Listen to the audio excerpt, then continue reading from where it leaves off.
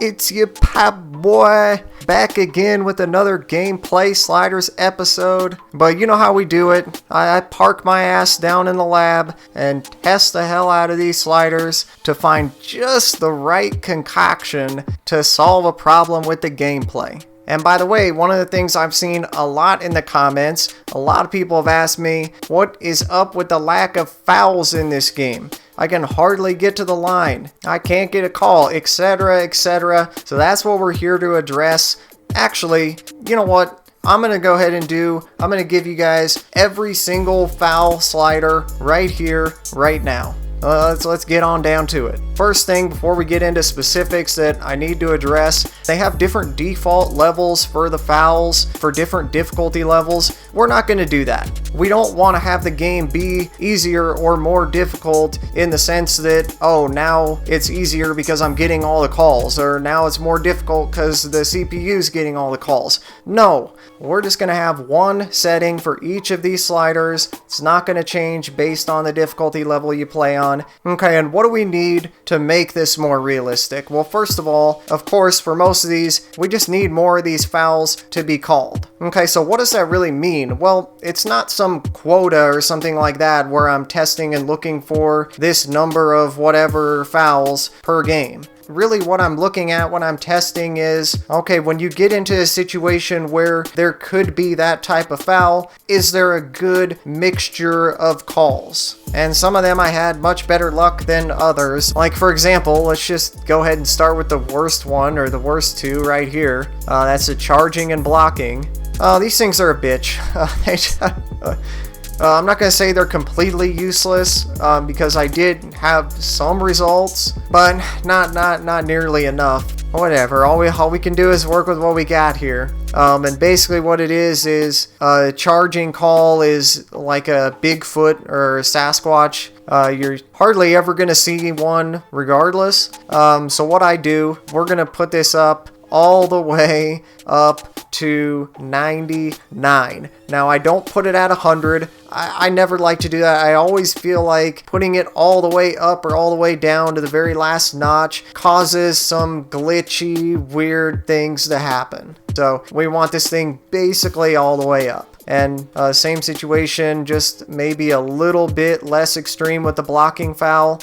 They do occur just slightly more than the charging fouls, but still not really nearly enough to be anywhere close to realistic. So to make the best of this bad situation, we're gonna do basically the same thing to this, just not quite as extreme. But we're taking this up to 95. Once again, every difficulty, user and CPU. Now let's go to the complete other side of the spectrum, and that is the reaching foul frequency. Okay, this is by far the most common foul you see in 2K19, and that's primarily due to the fact that the AI players in 2K19, they just go for on-ball steals way too often. And you guys may remember all the way back in episode 1, we did the reaching problem. And for that episode, I had this slider all the way, I had this thing at 53.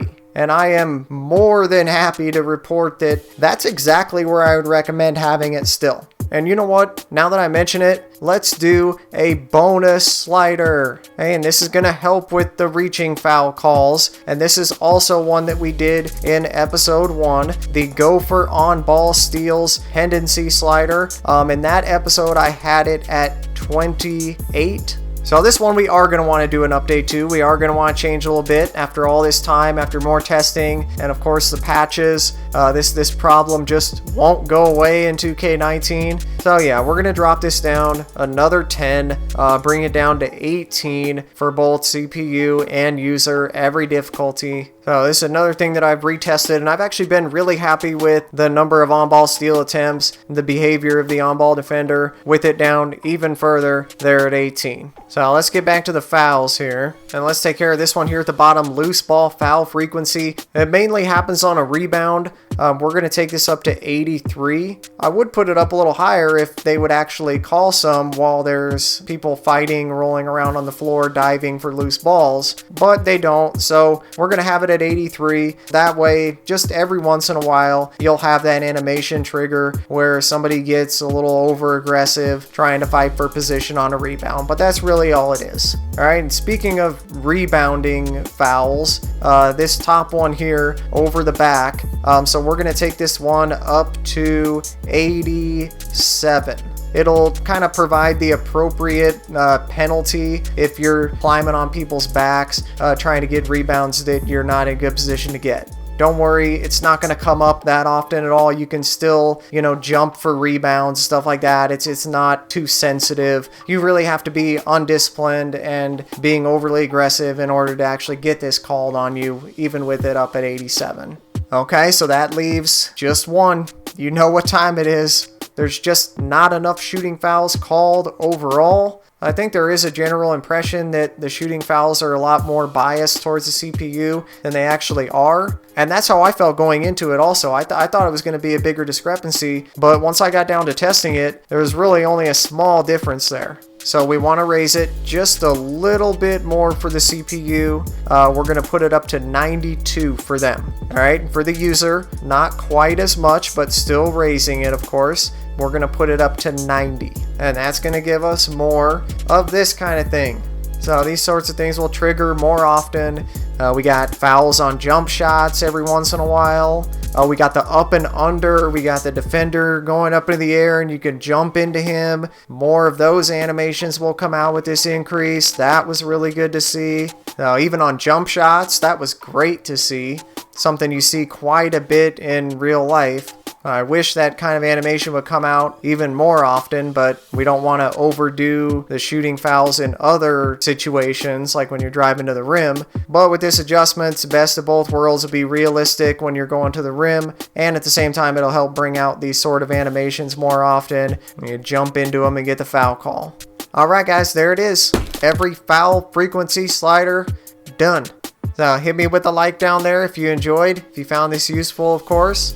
We still got defensive settings to finish. Look out for that very soon. And subscribe to the channel if you're not already. Then you can hit your notifications on after that. It's the best way to keep up on everything I learn. But I thank you guys. And I'll see you right back here next time on 2K with the Popboy.